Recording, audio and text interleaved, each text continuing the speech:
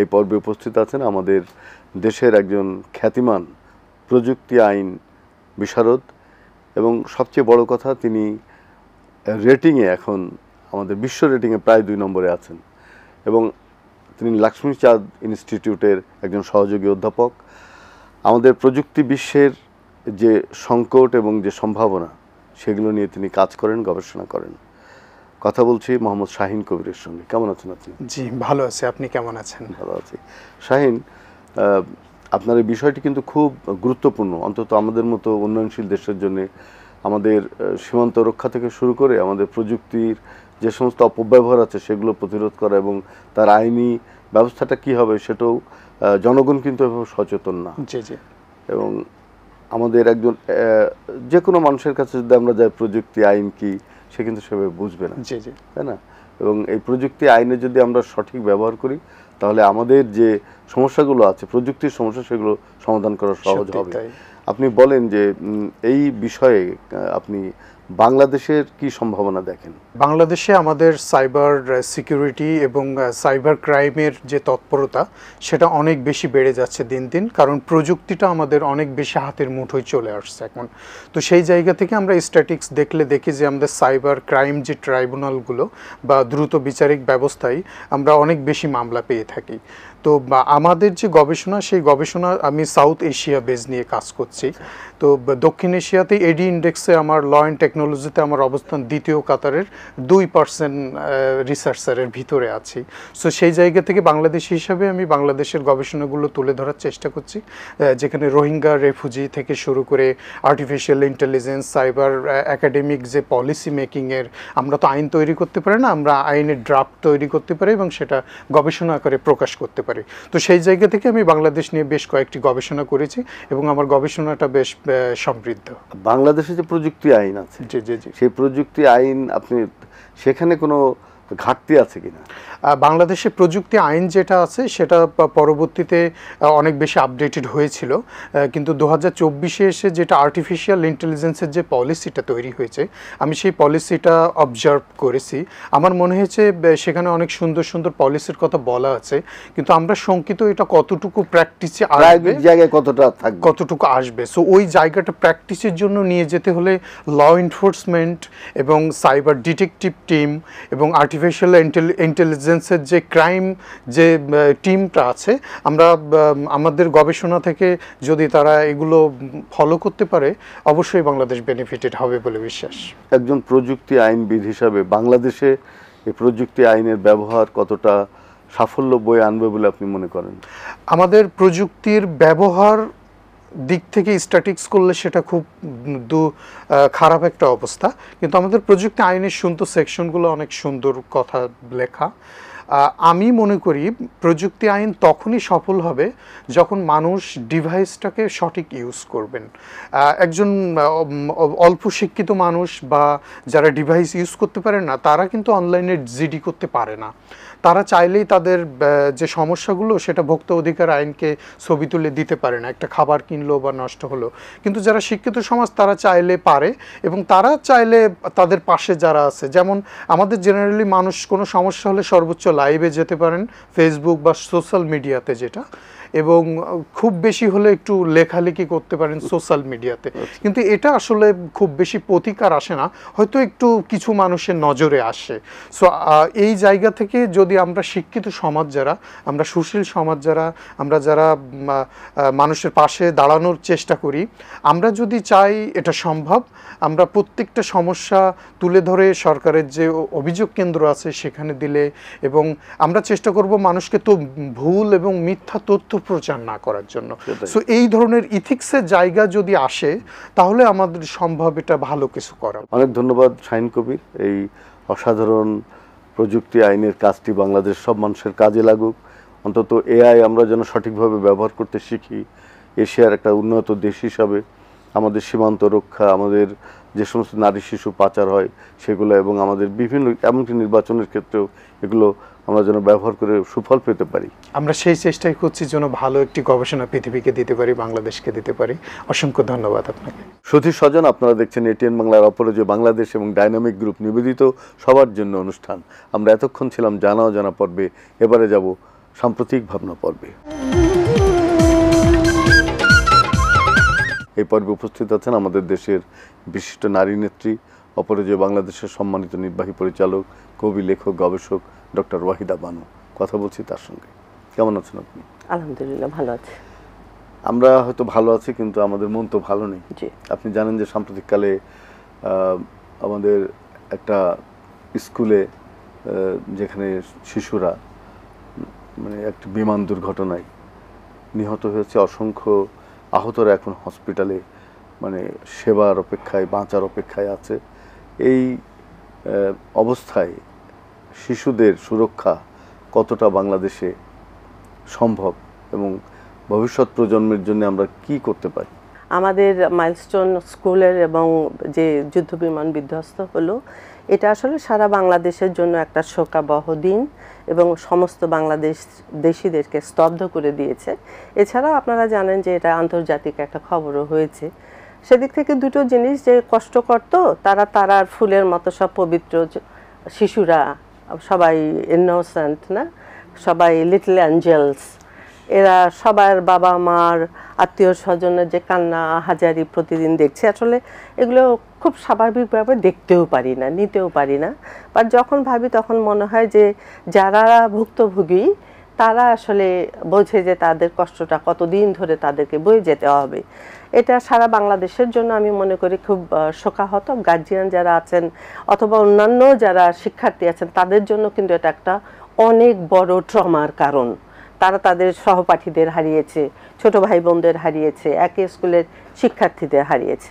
অন্যদিকে যদি আমি দেখি যে একজন তরুণ, তো একেবারে নতুন একজন পাইলট, তার সদ্য বিবাহিত স্ত্রী আছে ঘরে, অথবা তিনিই মনে করেছিলেন আজকে সে সাহসিকতার সাথে মানে আকাশ ডিঙ্গিয়ে আর একটা আকাশে উড়বেন, এই যে তার অদম্য সাহস নিয়ে উনি উড়েছিলেন।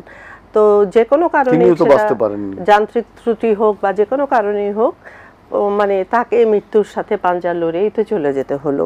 তার জন্য সমবেদনা এবং তার আত্মার প্রতি আমি সমবেদনা প্রকাশ করি।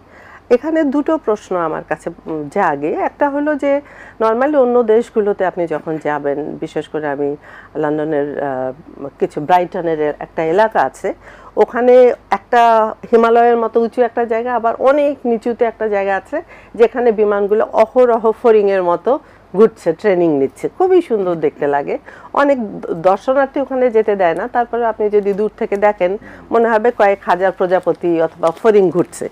তো আমাদের আসলে এইরকম কোনো ব্যবস্থাপনা নাই যে আমাদের প্রশিক্ষণরত বিমানগুলো কতটুকু জায়গায় উড়বে, কত এলাকা জুড়ে উড়বে, সেটা বোধহয় নিয়ন্ত্রণ করার ক্ষমতা পাইলটের ছিল না। এটা একটা ছিল, বাট আর একটা ছিল যে আমার নির্ধারিত সংরক্ষিত এলাকার ভিতরে আমাকে ঘুরতে হবে, যেখানে জন অরণ্য নাই, মানুষজন বসতি নাই, সেই সব জায়গায় আসলে এই প্রশিক্ষণগুলো হওয়ার কথা।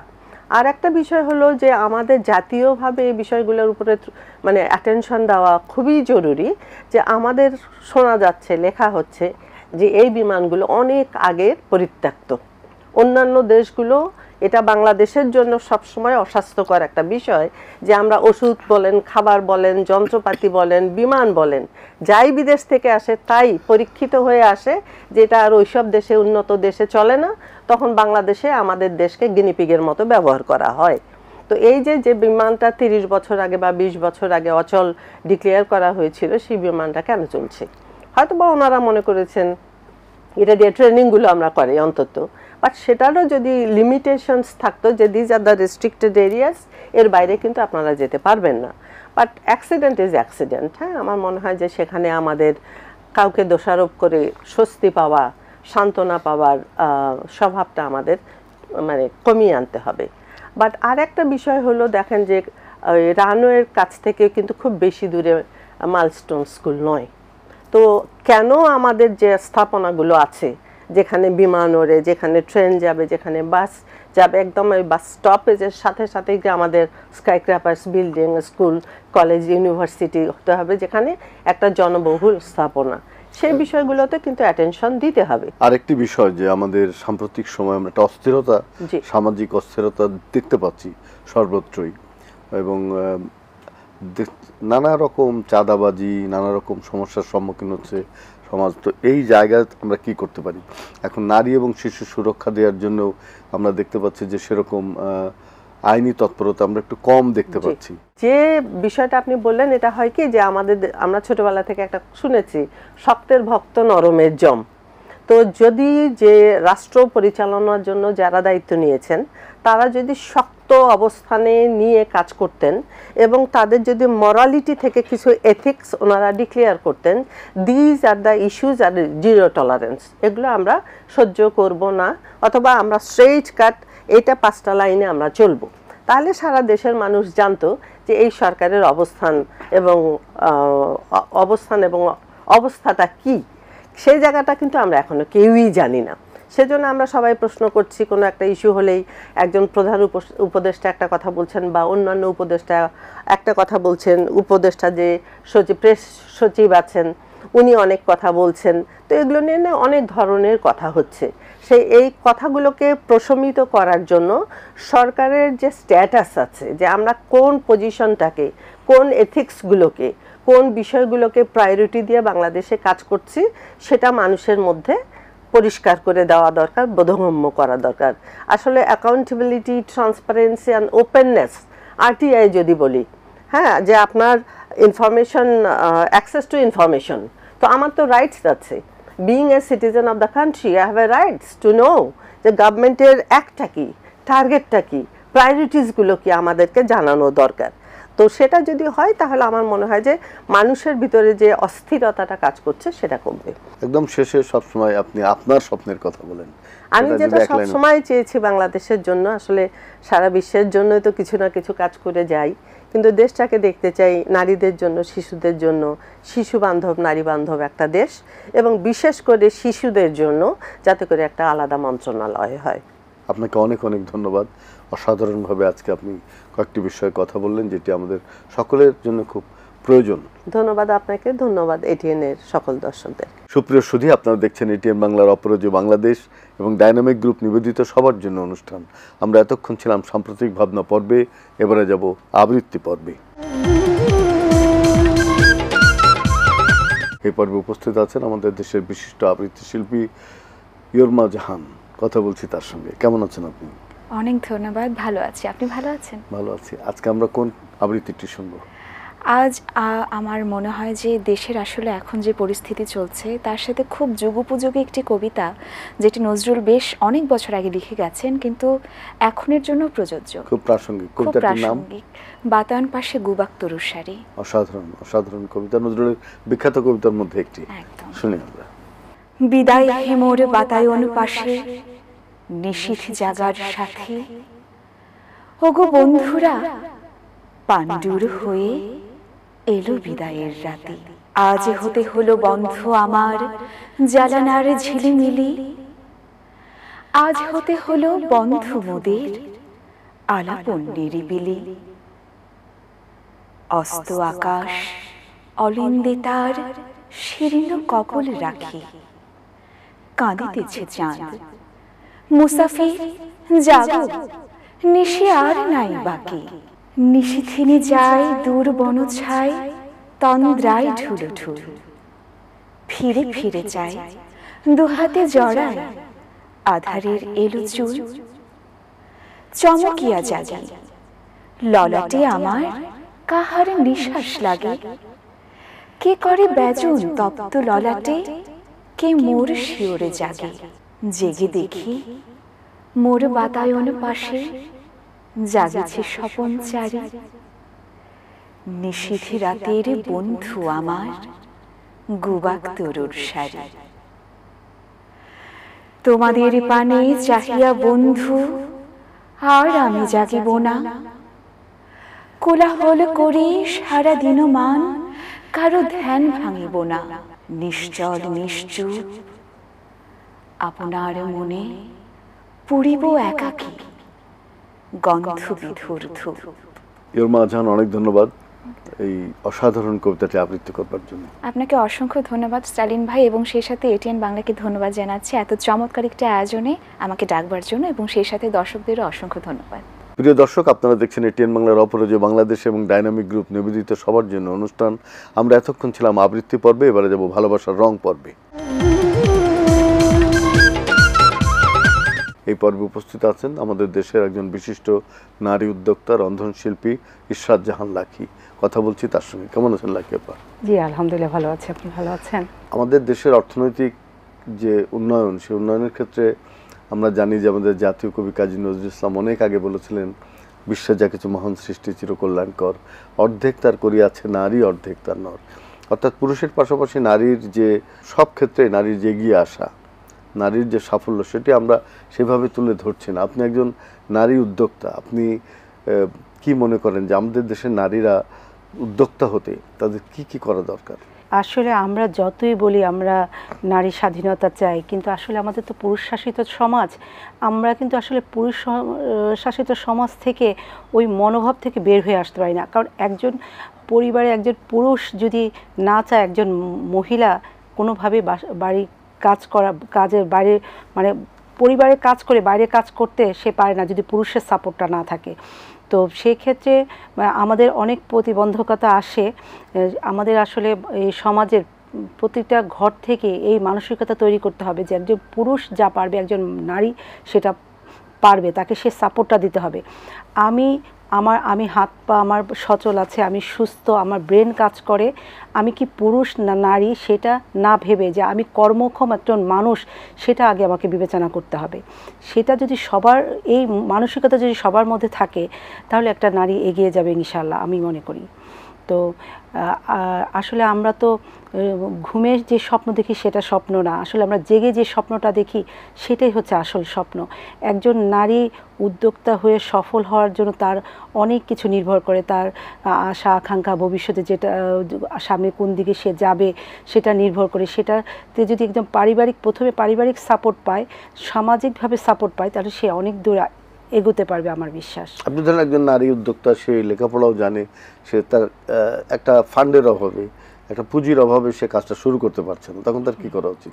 তাকে সামাজিকভাবে সাহায্য সহযোগিতা, সরকারিভাবে সাহায্য সহযোগিতা, পরিবার থেকে সাহায্য সহযোগিতা যদি করা হয় তাহলে সে এগিয়ে যেতে পারবে। তো আমরা মনে করি যে প্রথম অবস্থায় যদি পরিবার থেকে সে সাপোর্ট পায়, অর্থনীতির সাপোর্ট পায় তার লাইফ পার্টনারের কাছ থেকে বা তার পরিবারের কাছ থেকে, তাহলে সে হয়তো কিছুটা আগাতে পারবে। তারপর যদি সরকার থেকে তাকে একটু সাপোর্ট দেয়, অর্থনৈতিক যে ব্যাংক যদি সাপোর্ট দেয়, যে সহজে লোন যদি দেয়, তাহলে সে অনেক দূর এগিয়ে যেতে পারবে। চমৎকার করে বললেন আপনি নারী উদ্যোক্তা নিয়ে। আপনি তো একজন রন্ধনশিল্পী, সবসময় একটা রেসিপি দিয়ে আমরা শেষ করি। আজকে একটা রেসিপি দেন, এখনো তো আমাদের বর্ষাকাল চলছে, শ্রাবণ মাস চলছে, তো আপনারা একটা রেসিপি দেন যেন একটা চমৎকার খাবার আমরা। আমি আসলে আমি নিজেকে গর্ববোধ করি যে আমি একজন রন্ধনশিল্পী। আমি মনে করি মানে মানুষকে খুশি করার, মানুষকে ভালো রাখার সবচেয়ে সহজ উপায় হচ্ছে ভালো রান্না করে কাউকে খাওয়ানো।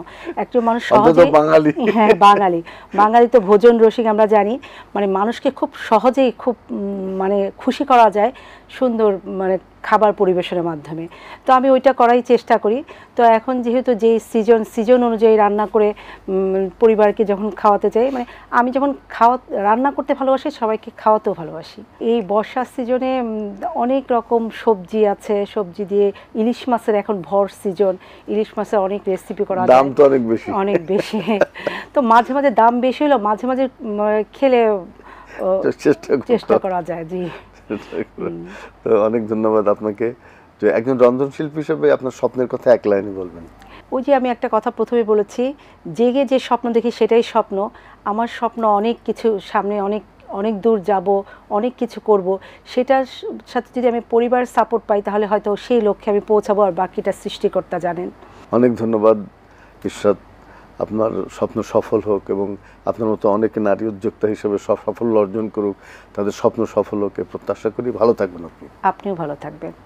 ধন্যবাদ এটিএন বাংলা সবাইকে। সুপ্রসূতি, আপনারা দেখছেন এটিএন বাংলার অপরাজয় বাংলাদেশ এবং ডাইনামিক গ্রুপ নিবেদিত সবার জন্য অনুষ্ঠান। আমরা এতক্ষণ ছিলাম ভালোবাসার রং পর্বে, এবারে যাব নৃত্য পর্বে।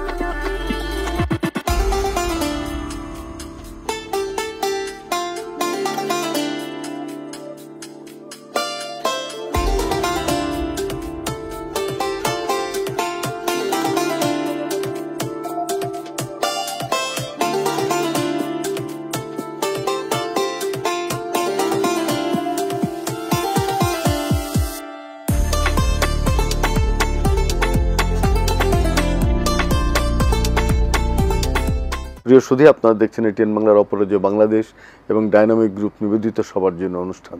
আমরা অনুষ্ঠানের শেষ প্রান্তে শুরু করেছিলাম জীবনানন্দ দাশের বাংলার মুখ কবিতার কথা বলে এবং শেষ করব রবীন্দ্রনাথের সে অভয়বাণী দিয়ে, যদিও সন্ধ্যা আসিছে মন্দ মন্থরে, সব সঙ্গীত গেছে ইঙ্গিতে থামিয়া, তবু বিহঙ্গ ওরে বিহঙ্গ মোর এখনই অন্ধ, বন্ধ করো না পাখা। আমরা এই অন্ধকারে আমাদের পাখা বন্ধ করতে চাই না, আমরা উজ্জ্বল আলোর দিকে উড়ে যেতে চাই। এই হচ্ছে আমাদের স্বপ্ন। সবাই ভালো থাকবেন, সুস্থ থাকবেন।